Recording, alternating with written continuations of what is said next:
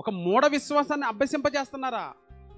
ఒక అంధభక్తిని అభ్యసింపజేస్తున్నారా? నమ్మింపజేస్తున్నారా? ఈరోజు మనం అదేనండి. అభ్యసింపజేయడం అంటే ఏమనుకుంటున్నారు?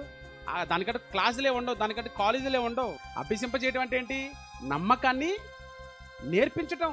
అరే అది కట్టుకో, ఇది కట్టుకో, అలా వెళ్ళు, ఇలా వెళ్ళు, తుమ్మితే వెళ్ళగాకు, దగ్గితే నిలబడు కొంచెంసేపు అని ఎవరు నేర్పిస్తారు? ఈ అభ్యాసం ఎవరు చేపిస్తారు? దేవుడేమో నేడు నేను నీకు ఆజ్ఞాపించిన సంగతులు నీ హృదయంలో ఉంచుకొని నీ పిల్లలకు వాటిని ఏం చేయాలి? అభ్యసింపచేయమన్న వాటిని మాత్రం అభ్యసింపచేయమనం.